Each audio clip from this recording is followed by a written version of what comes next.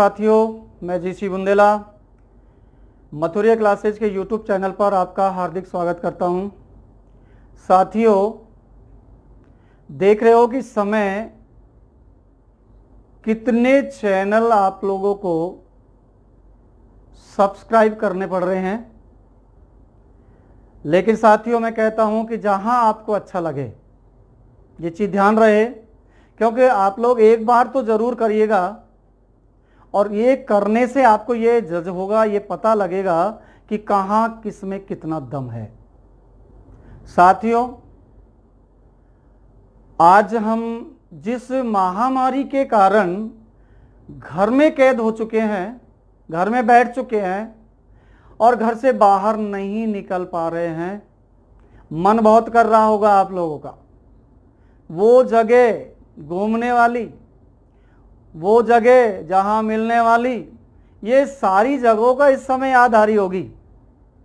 लेकिन करिए याद, मिलिए, लेकिन पढ़ाई पर भी ध्यान रहे, क्योंकि इस समय आप लोग जो पढ़ाई नहीं कर पा रहे हैं, उस पढ़ाई को आप लगातार बनाए रखें।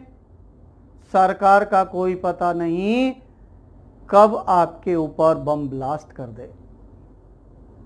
साथियों, रोज अखबार पढ़ रहे हो, रोज चैनल पर आप लोग आ रहे हो, रोज आप न्यूज पढ़ रहे हो, न्यूज देख रहे हैं, रोजाना सरकार कोई न कोई नया फंडा लेकर आ जाती है।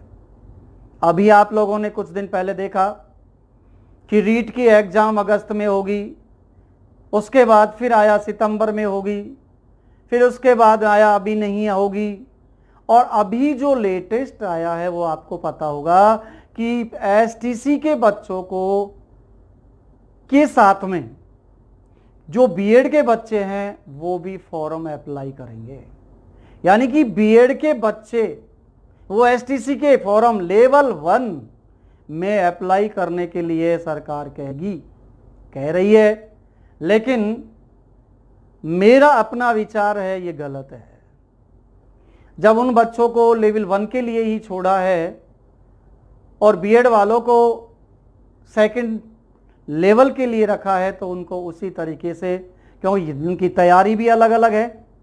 लेकिन जब हम इन दोनों को एक कर देंगे तो तैयारी कैसे कर पाएंगे? वो सब्जेक्ट के होंगे, ये सब्जेक्ट के नहीं होंगे। तो इस चीज़ को ध्यान में रखते हुए आप लोग किसी की भी वीडियो नहीं देख पा रहे हैं। लेकिन साथियों, मैं आपसे कहता हूं, ये सब चलता रहेगा। आप लोग अपनी पढ़ाई को लगातार बनाए रखिएगा। अगर आप लोग अपनी पढ़ाई को लगातार बनाकर रखेंगे तो आने वाला समय जो आपसे ये कह रहा है कि हम क्या करें, देखिए, करने के लिए आप लोगों के पास में बहुत कुछ है। कर्म करिए, परिणाम की चिंता मत करिएगा, फल क्या होगा उसकी चिंता मत करिएगा। आप तो अपनी पढ़ाई पर लगातार बने रहें। कहीं से भी आप लोगों को जहां आपको अच्छा लगे वहां से उसको लीजिएगा। मैं आप लोगों की सहायता के लिए इस चैनल के माध्यम से, मथुरिया क्लासेज के चैनल के माध्यम से मैं आपके सामने आया हूं, इसीलिए कि बच्चे जो हैं इस समय गांव में हैं, उन बच्चों को किसी भी प्रकार की पढ़ाई नहीं हो पा रही है, उनकी हेल्प के लिए मैं मथुरिया क्लासेज पर आया हूं और आपकी पूरी तरीके से, आप जैसा मुझसे चाहेंगे हिंदी पढ़ने के लिए, चाहे आप लोग शिक्षण विधि पढ़िए, चाहे आप हिंदी साहित्य पढ़िएगा, जो भी काव्य शास्त्र पढ़िएगा, मैं आप लोगों के लिए हमेशा तैयार रहूंगा। साथियों, आप लोग बिल्कुल फिक्र ना करें। जब मैं आप लोगों से वादा कर रहा हूं तो एक काम आपको भी करना होगा। आप इस चैनल को ज़्यादा से ज़्यादा लाइक करिए, इस चैनल को सब्सक्राइब कीजिएगा, इस चैनल को पर जितने भी आप लोग कमेंट हैं, जो भी आपका, देखिए, मैं ये नहीं कहता कि आप अच्छे ही कमेंट दें, हो सकता है कि, क्योंकि कहते हैं कि मनुष्य मानव है, कहीं न कहीं कमी आती है, तो ये जरूरी नहीं, हो सकता है कोई, और उस सजेशन से आपकी कमी से हो सकता है हम अपने आप में सुधार भी कर सकते हैं। इसलिए साथियों याद रहे, आप ज़्यादा से ज़्यादा इस चैनल को सब्सक्राइब कीजिएगा, उन बच्चों तक पहुंचाइएगा जिन बच्चों तक ये नहीं पहुंच पा रहा कि हम पढ़ें क्या, हाँ ये नहीं हो पा रहा कि हम करें क्या। आप जितना हो सकता है उतना इन बच्चों को, गरीब जो बच्चे हैं, मैं वादा करता हूं आप लोगों से हम कुछ भी नहीं ले पा रहे हैं, हम लोग आपसे पैसे नहीं मांग रहे हैं, हम सिर्फ आपसे एक ही बात कहते हैं, आप हमारे इस चैनल को सब्सक्राइब कीजिएगा। जब वो बच्चे इसको सब्सक्राइब कर लेंगे तो हम रोज वीडियोस डाल रहे हैं आपके सामने क्रम वाइज लगातार। कोई ऐसा दिन होगा जिस दिन हम लोग आपको वीडियो नहीं अपलोड करके भेजते। हम आपको प्रश्नोत्तरी पे भी आ रहे हैं और मैं आपको ये भी वादा करता हूं, कुछ दिन और आप रुक जाइएगा, मैं आपके सामने पूरा का पूरा चैनल पर लाइव क्लास लेकर के जरूर आ रहा हूं। और साथियों आपकी सुविधा के लिए मैं अपने द्वारा लिखी हुई एक पुस्तक भी आपको लेकर आ रहा हूं, उस पुस्तक पर भी मैं काम कर रहा हूं और ज्यादा से ज्यादा आप उस पुस्तक को भी लेंगे तो आपको बहुत हेल्प मिलेगी, उन बच्चों को भी मिलेगी जो गरीब बच्चे हैं। मैं ऐसे परिवार से निकला हुआ हूं जो मैं जानता हूं उन बच्चों को भी, और मैं अपनी परिस्थिति को भी जानता हूं। इसलिए ध्यान रहे, जितना हो सके उतना आप लोग इसको लाइक, कमेंट, शेयर और सब्सक्राइब कीजिएगा। तो अब साथियों ये तो हमारी बातें थी, फिर मैं और बातें करूंगा, जितना आप चाहेंगे आपसे खुलकर बात करूंगा। जिस दिन मैं लाइव आऊंगा उस दिन आपके सामने खुलकर बात करूंगा, आप अपनी बातें मेरे सामने रखिएगा, मैं हर बात का आपको जवाब दूंगा, आपकी पर्सनल बात होगी उसको भी जवाब दूंगा, आपको जो भी आपको कहना होगा उसका मैं जवाब दूंगा। तो ध्यान रहे, अब हम आते हैं उस बिंदु पर, उस प्रकरण पर जिस बिंदु को हमने कल छोड़ा था। साथियों कल हमने, देखिएगा अब आपको ये तो निश्चित रूप से हो गया होगा कि एक छोटे से टॉपिक जिसका नाम कारक चल रहा है, ये हमारा तीसरा वीडियो आ रहा है। क्योंकि हम लोग जल्दबाजी नहीं कर रहे, हम लोग आप लोगों को इतना जल्दी नहीं पढ़ा रहे, हम चाह रहे हैं कि आप छोटे छोटे वीडियो देखें और उनको ज्यादा से ज्यादा आप लोग देखेंगे तो निश्चित आपकी समस्या का हल होगा। आपके ये चौथा जो वीडियो आ रहा है आपके सामने कारक का, उस कारक के माध्यम से मैंने कल आप लोगों को बताया था कि यदि मान लीजिए किसी वाक्य में कारक पूछना है तो आपसे 2-3 तरीके से वो प्रश्न पूछेगा। पहला प्रश्न करेगा बिल्कुल पंक्ति दे करके कि इसमें कौन सा कारक है। दूसरा प्रश्न करेगा, अंडरलाइन करेगा, वो बताइए रेखांकित शब्द में कौन सा कारक है। या काला गहरा मोटा कर देगा, उसमें पूछेगा कि बताइएगा कौन सा कारक है। साथियों आप लोग जब भी कारक करें, देखिए कारक का छोटा सा मैटर है, ज्यादा बड़ा नहीं है, लेकिन ये मैंने आप लोगों की सुविधा के लिए इसको इतना बड़ा कर दिया कि आप लोग एक एक शब्द को निकालेंगे इसमें से। अगर कहीं भी कंफ्यूज होते हैं तो आप क्लियर सीधा हमें उत्तर दीजिएगा। तो अब हम बात करते हैं कारक। सर तो कारक जो थे हमारे, मैंने आपको पढ़ाया कि कारक करने वाले को कहते हैं, कारक क्री धातु से बना हुआ है, अक प्रत्यय लगा हुआ है, क्री का मतलब करने वाला होता है। कारक की परिभाषा मैंने आपको पहले बताई, फिर मैं रिपीट कर रहा हूं कि संज्ञा व सर्वनाम का संबंध वाक्य के अन्य शब्द या क्रिया के साथ जाना जाए उसे हम कारक कहते हैं। कारक 8 होते हैं, संस्कृत अगर पढ़ोगे तो 6 होंगे, यहां हमारे पास 8 हैं। इनको जानने के लिए 8 ही कारक विभक्तियों का प्रयोग किया जाता है। अब उन विभक्तियों को हम 2 भागों में बांटते हैं, एक संश्लिष्ट और एक विश्लिष्ट। संश्लिष्ट विभक्ति वो होंगी जो सर्वनाम के साथ जुड़ेगी और विश्लिष्ट विभक्ति वो होगी जो संज्ञा के साथ जुड़ेगी।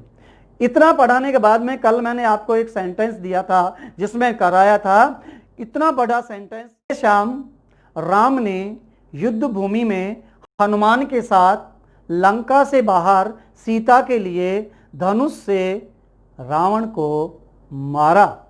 यानी इतना बड़ा सेंटेंस आपको बताया और उसमें मैंने आप लोगों को लिखाया था कि किस तरीके से हमें छांटना है। तो हमने आपसे कहा था कि सबसे पहले क्रिया छांटिएगा और क्रिया से प्रश्न कीजिएगा और क्रिया से प्रश्न करोगे तो निश्चित आपका उत्तर निकलेगा। इतना हम लोग पढ़ चुके थे। अब हम आते हैं सबसे पहले अब कारक की व्याख्यात्मक, कारक के आधार पर। तो सबसे पहले कारक का पहला कारक जो आता है वो है हमारा कर्ता कारक। यह है हमारे पास में कर्ता कारक। अब बात आती है कि कर्ता कहते किसको है। देखिए अभी अभी हमने कहा था कि कर्ता काम करने वाले को कहा जाता है, जो भी काम करेगा उसको हम कर्ता कहते हैं। और कर्ता की जो विभक्ति होती है शायद आप लोगों ने पढ़ी है, क्योंकि यही पढ़ते आ रहे हैं, कर्ता ने। इसके अलावा शायद आप लोगों ने नहीं पढ़ा होगा। कर्ता ने कर्म को करण से, ये भी पढ़ी आप इन लोगों ने, हमने भी यही पढ़ी, यही आपको पढ़ाया गया जाता है। लेकिन अब ध्यान रहे हम कर्ता की बात कर रहे हैं कि कर्ता कहते किसको हैं और कर्ता के साथ में कौन कौन सी विभक्तियों का प्रयोग होता है। सबसे पहले हम लेते हैं ये कर्ता, ध्यान से सुनिएगा। कर्ता कहते हैं क्रिया करने वाले को कर्ता कहा जाता है। अब आता है कि कर्ता होता कितने प्रकार का है। शायद आप लोग सोच में पड़ गए होंगे कि कर्ता भी एक प्रकार का होता है। हाँ, हम कहते हैं कर्ता भी प्रकार का होता है। आपने एक ही कर्ता पढ़ा होगा, लेकिन हम आपको दो कर्ता, याद रहे कर्ता दो प्रकार का होता है।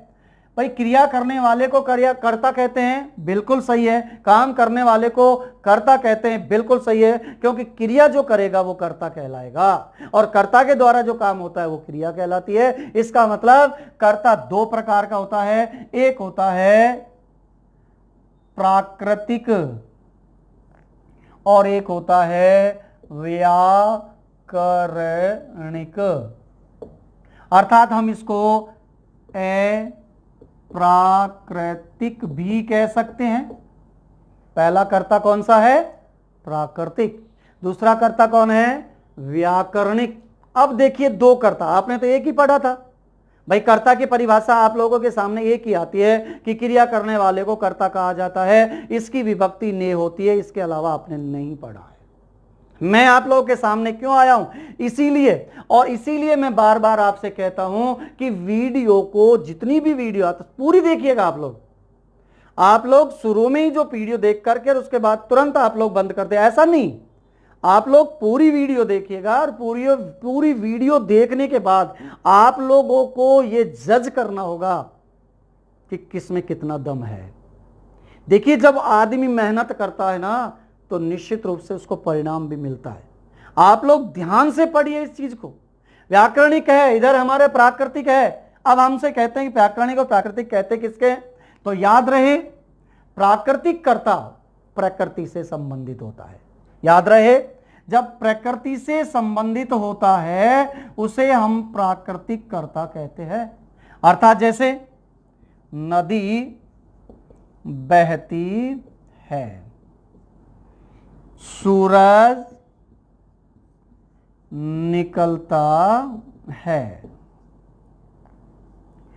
इसके बाद में हवा चलती है। अब देखिए नदी है, सूरज है, हवा है, ये किसी व्यक्ति का नाम नहीं है। ये कोई ऐसे पर्सन, कोई बहुत बड़ा आदमी नहीं है। ये सीधा सीधा क्या है? प्रकृति है। अर्थात जहां प्रकृति को करता, अपन कहते हैं बहती कौन? नदी। निकलता कौन? सूरज। चलती कौन? हवा। तो कौन का प्रश्न, मैंने आपको कहा ना कौन, जहां कौन का प्रश्न होता है वहां कर्ता होगा। तो ये तीनों के तीनों आपके प्राकृतिक कर्ता हैं, क्योंकि प्रकृति से संबंधित होने के कारण हम इनको प्राकृतिक कर्ता कहते हैं। बात आती है अब हमारे पास में व्याकरणिक कर्ता की, कि व्याकरणिक कर्ता किसे कहते हैं। याद रहे व्याकरणिक कर्ता लेखक के द्वारा बनाया जाता है। अर्थात लेखक के द्वारा बनाया जाने वाला कर्ता व्याकरणिक कर्ता या अप्राकृतिक कर्ता कहा जाता है। यह है आप लोगों के सामने, जैसे राम पत्र लिखता है, ये हमारे पास में लेखक ने डाल दिया। अर्थात लिखता कौन? अर्थात राम हमारे पास में। हमने कहा बहती कौन, निकलता कौन, चलती कौन, तो सीधा नदी, सूरज और हवा आई थी। अब हम कह रहे हैं लिखता कौन, तो सीधा सा हमारे पास में राम आया। अर्थात यहां हमारा कौन सा हुआ? व्याकरणिक कर्ता, या हम कह सकते हैं प्राकृतिक कर्ता। अब साथियों ध्यान से सुनना है, व्याकरणिक कर्ता कितने प्रकार का होता है। यहां हम कर्ता की बात कर रहे हैं अभी, तो हमने यहां कर्ता दो प्रकार का बता दिया, लेकिन अब ये कह रहा है कि व्याकरणिक कर्ता कितने प्रकार का होता है। तो व्याकरणिक कर्ता शायद नहीं पढ़ा हो तो मैं आपको बता देता हूं, व्याकरणिक कर्ता दो प्रकार का होता है। अर्थात एक कर्ता यानी कि हमारे सामने जिसको हम कहते हैं प्रधान कर्ता, और दूसरा होता है हमारा अप्रधान कर्ता। साथियों ध्यान से ये चीजें जो आ रही हैं, एक चीज तो ये ध्यान रखना, जब भी ये चीज बनकर आती है, जो भी डायग्राम बनता है उसका स्क्रीनशॉट ले लिया जाए। अगर आप इसका स्क्रीनशॉट ले लेंगे तो ये आपके पास स्थायी हो जाएगा। ध्यान से इसको पढ़ना है। ये जो डायग्राम्स जो मैं बनाता हूं ना, ये आप लोगों को व्याख्यात्मक सब बोलते हैं, सब कुछ लिखते हैं, और ये जो चलता है, जो बना बनाया आता है, छपा छपाया आता है, वो नहीं है। यहां हम लोग खुद अपने हाथ से, जैसे कि हम लोग क्लास ले रहे हैं ऑफलाइन में, वही क्लास हम देना चाह रहे हैं, एनवायरमेंट वही हम आपको देना चाह रहे हैं। इसलिए ज्यादा से ज्यादा आप लोग इन वीडियोज को देखिएगा, इनको लाइक करिएगा। आपको निश्चित रूप से वो कमी दूर हो जाएगी जो आपकी ऑफलाइन में थी। आज आप लोगों को जो ऑफलाइन याद आ रही होगी ना, वो आपको इस समय याद आ जाएगी कि हाँ, हम ऑफलाइन में ऐसा ही पढ़ते थे, आज हमें वापस ऑफलाइन मिल रहा है, यानी ऑनलाइन की जगह वही वापस एनवायरमेंट मिल रहा है आपको। तो हमारे पास में प्रधान कर्ता है, दूसरा है अप्रधान कर्ता। अब साथियों ध्यान रहे, इस अप्रधान और प्रधान कर्ता के बीच में जो आता है वो एक ही चीज है, जिसका नाम है क्रिया। याद रहे ये क्रिया है, और क्रिया को विशेषकर आप लोगों ने पढ़ा है, कभी न कभी तो पढ़ा होगा कि क्रिया कहते किसको है। आपने पढ़ी है क्रिया कितने प्रकार की होती है। आपने अभी हमने बताया क्रिया कर्ता के द्वारा जो काम होता है, अर्थात कर्ता जो करता है वो क्रिया कहलाती है, और क्रिया करने वाले को कर्ता कहा जाता है। फिर उसके बाद आप लोगों से पूछते हैं कि कर्ता के साथ जो क्रिया आती है, क्रिया होती कितने प्रकार की है। तो निश्चित रूप से आपका माइंड एक ही जगह जाएगा, क्यों आप लोगों ने पढ़ाई इस तरीके से है, आपने निश्चित रूप से दो क्रिया पढ़ी है, 100% दो क्रिया पढ़ी है, और वही क्रिया आप लोग याद करते हैं, एक सकर्मक और अकर्मक। आप लोग सकर्मक अकर्मक भी क्रिया हैं, बिल्कुल हैं, लेकिन याद रहे ये सकर्मक अकर्मक किस आधार पर हैं। आपने कभी पढ़ा होगा कर्तृवाच्य, कर्मवाच्य, भाववाच्य, इसके अलावा आपने इसी रूप में पढ़ी होंगी संयुक्त क्रिया। आपने निश्चित रूप से नाम धातु क्रिया पढ़ी सुनी होगी, आपने रंजक क्रिया सुनी होगी, आप लोगों ने पूर्वकालिक क्रिया सुनी होगी, आपने प्रेरणार्थक क्रिया सुनी होगी, आप लोगों ने जो है कृत अर्थात क्रिया सुनी होगी, कृदंत क्रिया सुनी होगी, आपने सजातीय क्रिया, इतना नाम आप लोगों ने कभी नहीं सुना है। आपने सिर्फ सुना है तो आपने सिर्फ सकर्मक और अकर्मक। अब सकर्मक अकर्मक में आपने बस इतना ही सुना है सकर्मक, लेकिन मैं आपको बता देता हूं साथियों, आपकी सकर्मक क्रिया भी दो प्रकार की होती है, एक कर्मक होती है और एक द्विकर्मक होती है। हम ये सारी चीजें वीडियोज में आगे आपको बताएंगे। आप जितना इसको लाइक और शेयर करोगे उतनी ही अच्छी अच्छी वीडियोज आपके साथ होंगी। तो इसलिए अब ध्यान से सुनिएगा, यहां क्रिया है। अब हमारे पास में दो कर्ता मिल रहे हैं, एक प्रधान कर्ता मिल रहा है, एक अप्रधान कर्ता मिल रहा है। अब आप और हम यही चीज सोचेंगे कि भाई प्रधान कर्ता किसे कहते हैं और अप्रधान कर्ता किसे कहा जाता है। तो याद रहे साथियों, आप लोगों के सामने पहला आ रहा है कि जब कर्ता का सीधा संबंध क्रिया से होता है। याद रहे साथियों, जब हम कह रहे हैं प्रधान कर्ता की बात कर रहे हैं, प्रधान कर्ता, यहां क्रिया, यहां है प्रधान कर्ता। कर्ता का सीधा संबंध अर्थात कर्ता एक वचन है तो क्रिया भी एक वचन, कर्ता पुल्लिंग है तो क्रिया भी पुल्लिंग। कर्ता का जो भी यानी कि जिस तरीके का कर्ता होगा उसी तरीके का आप लोगों के सामने होगा क्रिया। इसलिए कर्ता का जहां सीधा संबंध होता है उसे हम कहते हैं प्रधान कर्ता। जैसे ये है आपके सामने राम चाय पीता है। साथियों ध्यान से सुनना है, राम चाय पीता है। आप लोगों के सामने चाय आ रही है, और ये इसका कर्म है। पीता आपकी क्रिया है, राम आपका कर्ता है। अब देखो ये कह रहा है कर्ता का सीधा, राम पुल्लिंग है, एक वचन है, तो देखिएगा यदि राम पुल्लिंग है तो क्रिया भी पुल्लिंग होनी चाहिए। राम पुल्लिंग है तो साथियों क्रिया भी पुल्लिंग है। राम एक वचन है तो साथियों क्रिया भी एक वचन है। हम कह रहे हैं कि कर्ता का सीधा संबंध अगर क्रिया के साथ है तो ये आपका प्रधान कर्ता कहलाएगा। दूसरा हम ले सकते हैं, सीता दूध पीती है। देखिए साथियों, यहां पर राम पुल्लिंग था, यहां पर ये स्त्रीलिंग आ गया। यहां पर क्रिया पुल्लिंग है क्योंकि राम के साथ आ रही है। राम पुल्लिंग है तो क्रिया भी पुल्लिंग है। यहां पीती स्त्रीलिंग है। तो साथियों क्लियर हो गया होगा आपको कि जब स्त्रीलिंग अगर कर्ता आता है तो हमारी क्रिया भी स्त्रीलिंग होगी, और जब हमारा कर्ता पुल्लिंग आएगा तो हमारी क्रिया भी पुल्लिंग आएगी। यानी कर्ता पुल्लिंग है तो क्रिया भी पुल्लिंग, कर्ता एक वचन है तो क्रिया भी एक वचन, कर्ता स्त्रीलिंग है तो कर्ता यानी क्रिया भी स्त्रीलिंग, और अगर कर्ता एक वचन है तो क्रिया भी एक वचन। ध्यान रहे साथियों, सीधा संबंध हो रहा है। जब क्रिया का सीधा संबंध हो रहा है तो सीधी सी बात है, यहां प्रधान कर्ता कहलाएगा। तो ये था प्रधान कर्ता। अब आते हम अप्रधान कर्ता पर। अप्रधान कर्ता क्या कह रहा है कि अप्रधान कर्ता वो कहलाता है जिसका सीधा संबंध क्रिया से नहीं होगा। अर्थात यहां हम कह रहे हैं कर्ता का सीधा संबंध क्रिया से है। ये कह रहा है कि क्रिया का सीधा संबंध, कर्ता का सीधा संबंध क्रिया से नहीं है। अर्थात यहां संबंध किससे है? क्रिया का कर्म से। अर्थात क्रिया जो आएगी वो कर्म के अनुसार होगी। आपको ध्यान रखना है, कर्म से संबंध होगा, कर्म के अनुसार ही क्रिया आएगी। जहां कर्म के अनुसार क्रिया है, कर्म के अनुसार क्रिया का संबंध है, वहां होता है अप्रधान कर्ता।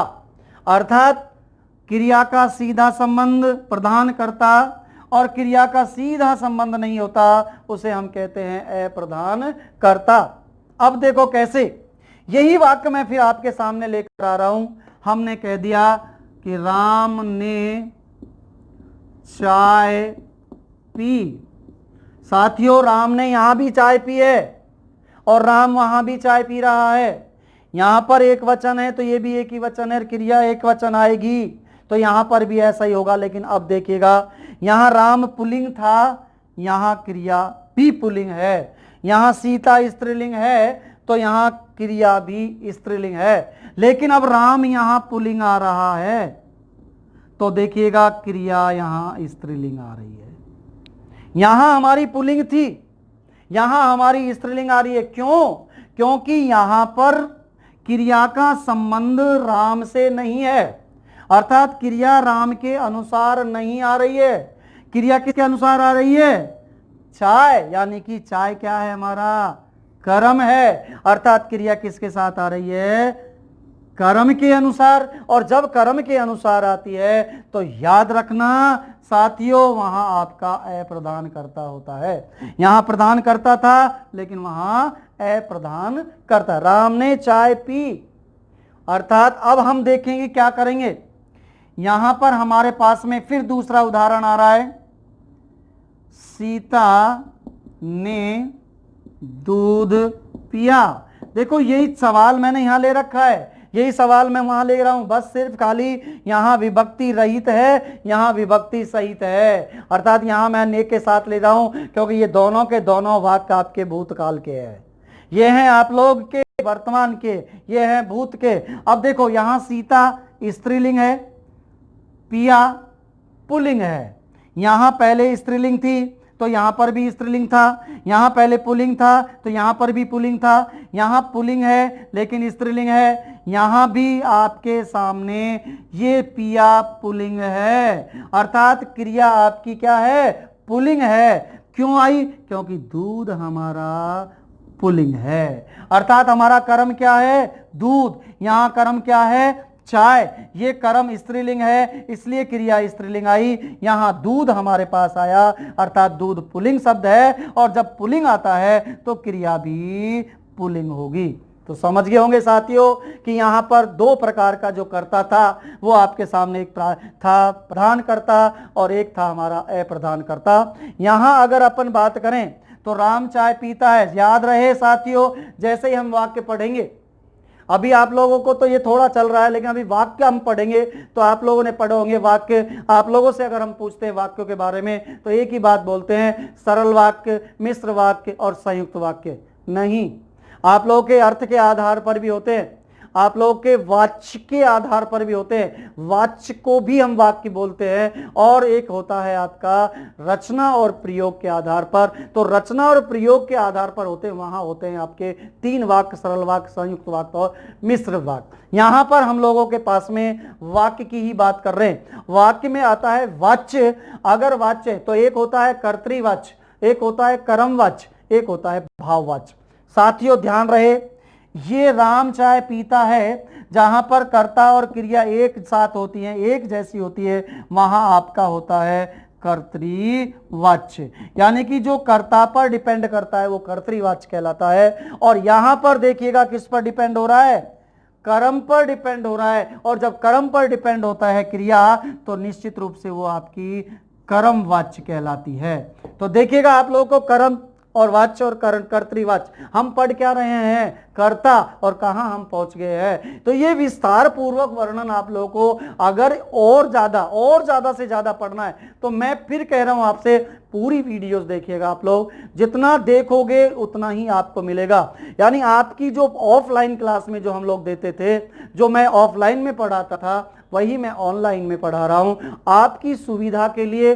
आप घर बैठे हुए हैं, निराश ना हो कि क्या होगा हमारे साथ, कुछ भी नहीं होगा, वही जो राम रच राखा, टेंशन ही मत लो। मैं आपसे फिर कह रहा हूं, आप लोग टेंशन दीजिएगा, हमें दीजिएगा, हम आपकी प्रॉब्लम सॉल्व करेंगे। लेकिन जब आप लोग हमें बताएंगे कि हाँ सर मुझे ये दिक्कत आ रही है, मुझे ये प्रॉब्लम आ रही है, जब तक आप अपनी प्रॉब्लम हमें नहीं शेयर करोगे तब तक हम कुछ नहीं जान पाएंगे। इसलिए आप लोग जब भी इन वीडियोज को देखें तो उसमें कमेंट करिएगा साहब मेरी ये प्रॉब्लम आ रही है, मेरे समझ में नहीं आ रहा, या मुझे ये चीज और समझनी है। तब आप लोग इस तरीके की जब कमेंट करेंगे और शेयर ज्यादा से ज्यादा करेंगे तो मैं कहता हूं इतने सारी, अभी तो मैं कारक पर ही चल रहा हूं, कारक का टॉपिक मेरा अभी पूरा नहीं हो पा रहा है क्योंकि अभी तो हमने सिर्फ कर्ता उठाया है, और कर्ता में सिर्फ खाली इतना उठाया कि कर्ता कहते किसको हैं, कितने प्रकार का होता है, आपके सामने है, दो प्रकार का है। व्याकरणिक कर्ता के में भी दो कर्ता आते हैं, एक प्रधान होता है, एक अप्रधान होता है।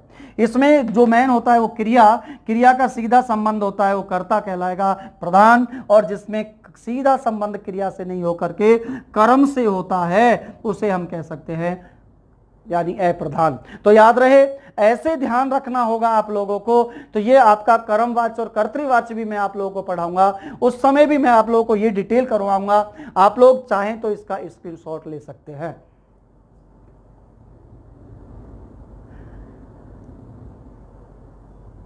ये था आप लोगों के सामने आपका कारक का। सिर्फ एक ही बात आ रही है कि आपने सिर्फ एक ही चीज पढ़ी है, कर्ता।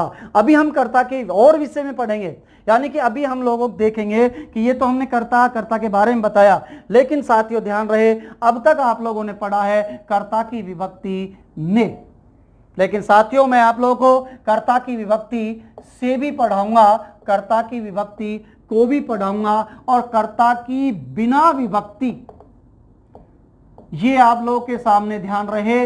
ने विभक्ति अब तक पढ़ी है आप लोगों ने, कर्ता ने, लेकिन अभी हम कहेंगे कर्ता से, कर्ता को, और फिर बिना विभक्ति के भी हम इसको देखेंगे। तो ये था हमारा। अब हम देखते हैं कि सबसे पहले कि कर्ता कारक की ने विभक्ति का प्रयोग कैसे करते हैं। देखो साथियों, मैंने इतना सारा अभी इससे पहले आप लोगों को कर्ता के बारे में बताया, उससे पहले मैंने कारक के बारे में बताया। आप लोग को इतना बताने के बाद अब आप लोगों के सामने आता है कि कर्ता की जो विभक्तियां हैं वो कौन कौन सी हैं। तो सबसे पहली विभक्ति है हमारे पास कर्ता ने, अर्थात कर्ता ने की विभक्ति हम लोग पढ़ते आए हैं, हमने भी यही पढ़ा था। लेकिन आज जो कंपटीशन का दौर चल रहा है, इस कंपटीशन में प्रश्न ऐसा घुमा करके डालते हैं कि आप बच्चे जो है कंफ्यूज हो जाते हैं कि करे तो करे क्या, मतलब उत्तर दें हम क्या, और हमारा उत्तर देते कुछ है और निकल कर कुछ आता है। तो सबसे पहले हम लेते हैं कर्ता कारक की ने विभक्ति का प्रयोग। सबसे पहला ने।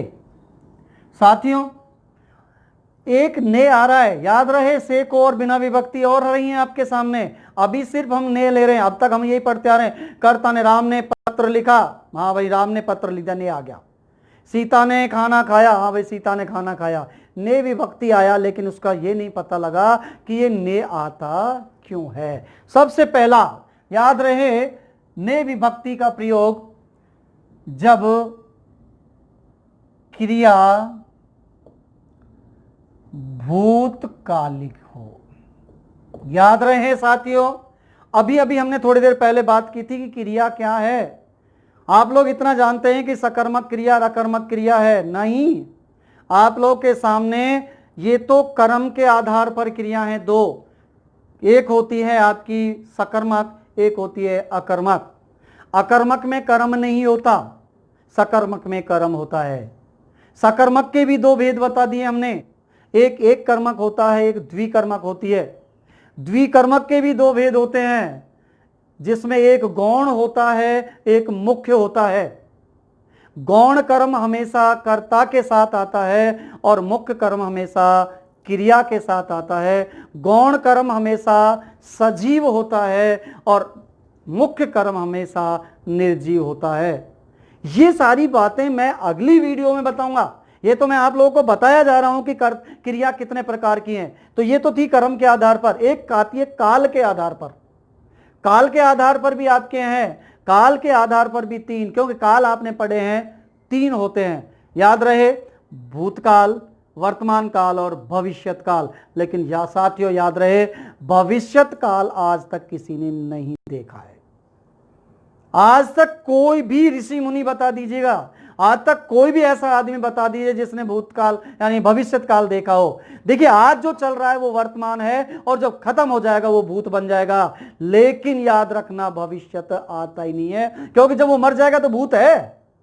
भविष्यत तो जब होगा जब वो आगे आने वाला होगा। हम लोग पढ़ते आ रहे हैं भविष्यत काल, लेकिन भविष्यत काल नहीं होता है, लेकिन पढ़ेंगे जरूर। तो भूतकाल, एक भविष्यत काल। अब देखो भूत कितने प्रकार के होते हैं, अब बताओ आप लोग कौन से भूत हो, बताइए बताइए, भूत हो जिंद हो क्या हो आप लोग? आप लोग भूत हैं। भूत भी 6 प्रकार के होते हैं। अब देखो भूत भी आगे, अब 6 प्रकार कौन कौन से हो गए। देखिए सामान, छोटी सी बात आती है, ये सारी वीडियो आपको आगे देंगे और निश्चित रूप से मैं फिर कह रहा हूं, आपसे दावा कर रहा हूं कि आपको लाइव आऊंगा मैं निश्चित रूप से 4-5 दिन में, और लाइव आकर के मैं सारी चीजें आप लोगों को बिल्कुल एक एक जो ऑफलाइन में हम लोग करते हैं वही ऑनलाइन में आपको दिया है। लेकिन आप लोग का भी वादा करना है, आप लोग इस चैनल को ज्यादा से ज्यादा सब्सक्राइब कराएं और जितना लाइक कराओगे उतना मैं आप लोगों को ला करके दूंगा। इसलिए ध्यान रहे, आज के बाद जितना कमेंट कर सको उतना कमेंट कर लीजिएगा।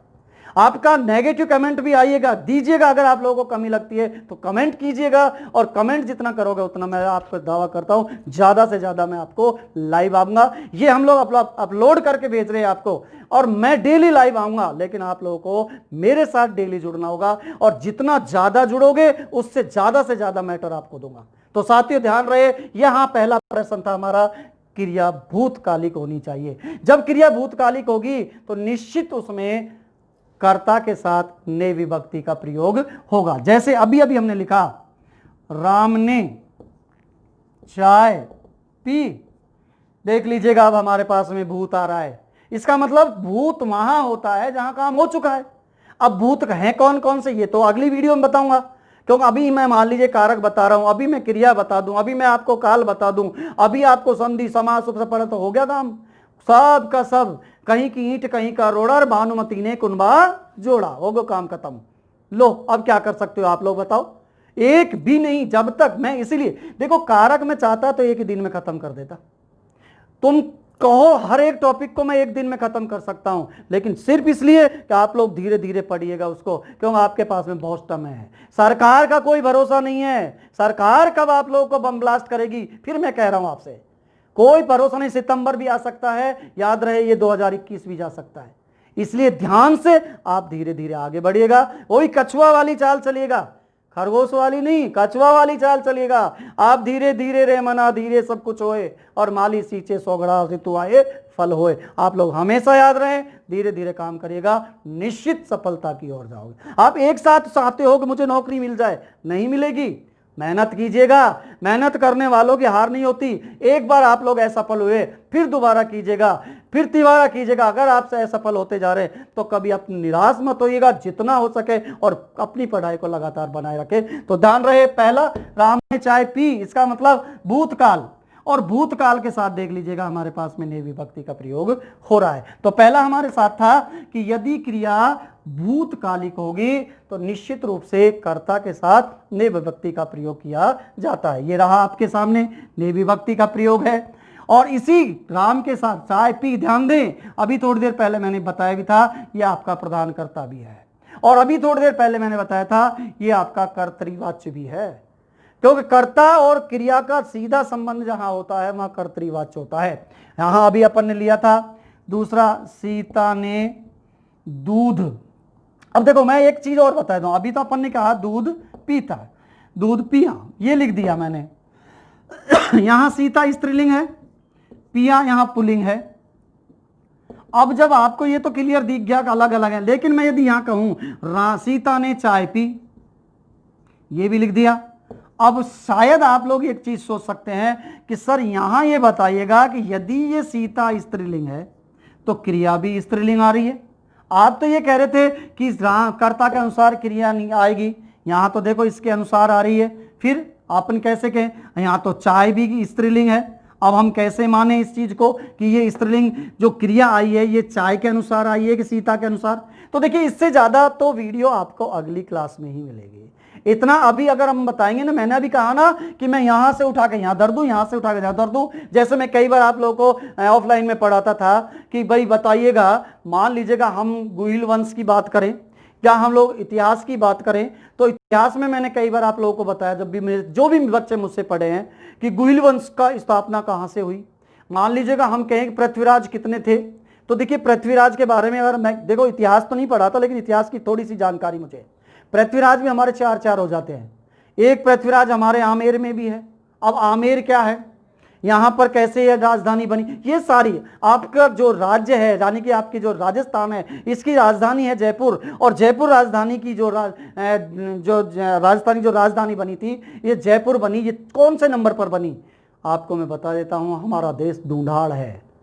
और ये ढूंढाड़ क्यों बना, ये ढूंढाड़ कैसे हुआ, तो देखिए इसकी हिस्ट्री तो अलग है, बहुत सारी है। कोई कहता है हिरण्यकश्यप की बहन थी ढूंढ, वो बच्चों को ढूंढ ढूंढ के मारती थी इसलिए ढूंढाड़ पड़ा। कोई कहता है कि ढूंढ का मतलब टीला है इसलिए इसका नाम ढूंढाड़ पड़ा। कोई क्या कहता है, कोई कहता है, लेकिन वास्तविकता यह है कि हमारे यहाँ अचरोल की पहाड़ियों के पास में ढूंढ नदी बहती है और उस ढूंढ नदी के कारण ये ढूंढाड़ पड़ा। और जब इसके ऊपर कछुआ वंश का अधिकार हुआ तो सबसे पहले दूले राय था। ये व्याख्यात्मक वर्णन, ये बहुत सारी चीजें आपको आने वाली वीडियोज में बिल्कुल मिलती रहेंगी। तो ढूंढाड़ पड़ गया, ढूंढाड़ के बाद जो हमारा देश ये बना था राजधानी सबसे पहले, अर्थात आपकी दौसा। दौसा के बाद में आपकी बनी जम्वा रामगढ़, उसके बाद बनी आमेर, और चौथे नंबर पर बनी आपकी जयपुर। इतना व्याख्यात्मक वर्णन आप लोगों को मिलेगा, लेकिन जितना हो सके उतना अपने दोस्तों के साथ इसको शेयर कीजिएगा। जितना ज्यादा शेयर करोगे उतना ही हम लोग ऐसी वीडियोज आपको देते रहेंगे। तो पहला प्रश्न था हमारा कि कर्ता में ने विभक्ति का प्रयोग कब होता है, जब क्रिया भूतकालिक होगी। अब आता है ये भूतकालिक क्रिया हैं, बिल्कुल हैं। अब आता है कि यहां पर दूसरा नियम कि कर्ता में कारक के साथ ने विभक्ति का प्रयोग दूसरा नंबर, ये तो पहला था क्रिया के साथ भूतकालिक, दूसरा जब क्रिया यानी कि वाक्य प्रेरणार्थक हो। जब सॉरी क्रिया ही आएगी, क्रिया प्रेरणार्थक, क्यों क्रिया हमारे पास सकर्मक अकर्मक थी और इसके बाद आती है हमारी रचना के आधार पर, तो रचना के आधार पर क्रियाएं, ये तो सकर्मक कर्म में पढ़े। लेकिन हम लोगों ने पढ़ा होगा कभी आप लोगों ने, पहली होती है सामान्य क्रिया, दूसरी होती है नाम धातु क्रिया, तीसरी होती है रंजक क्रिया, चौथी होती है कृदंत क्रिया, पांचवी सजातीय क्रिया, पूर्वकालिक क्रिया, प्रेरणार्थक क्रिया। तो यहां पर दूसरा नियम प्रेरणार्थक, इसका मतलब प्रेरणार्थक क्रिया वो क्रिया कहलाती है जिसमें कर्ता स्वयं कार्य नहीं करता है, वो दूसरे से करवाता है। जैसे अपन ने कहा सेठ ने नौकर से पानी मंगवाया, तो सेठ नहीं लाया, नौकर लाया।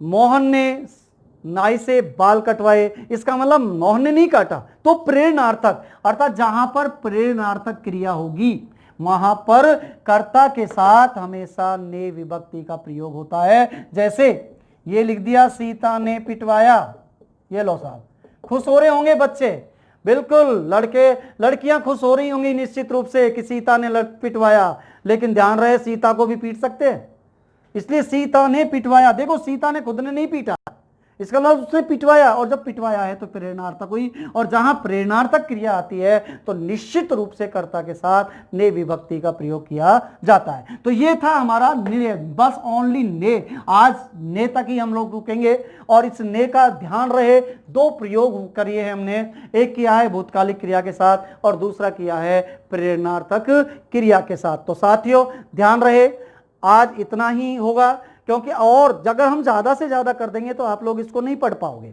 क्योंकि आप लोगों को छोटा चाहिए, छोटा मैटर हो, अच्छा मैटर हो, आप निश्चित रूप से पढ़ते हैं, ये तो मैं विश्वास करता हूं। और मेरे साथ जितने भी साथी जुड़े हुए हैं, जितने भी छात्र जुड़े हैं, मुझे पूर्ण विश्वास है, पूरा विश्वास है कि सभी लोग मेरी वीडियोज को लाइक करते हैं, कमेंट करते हैं। मैं सभी को बहुत बहुत धन्यवाद देता हूं जो मेरी वीडियो को लाइक कर रहे हैं, जो शेयर कर रहे हैं। और मैं एक वादा और करता हूं जो मैं बार बार कहता हूं कि मैं आप लोगों के लिए हमेशा तत्पर रहूंगा, लेकिन आपको वादा करना होगा कि हमें भी आपसे अपेक्षा है कि अगर आप लोगों को अच्छे से अच्छे वीडियो चाहिए तो निश्चित रूप से इस चैनल को सब्सक्राइब कीजिएगा। धन्यवाद।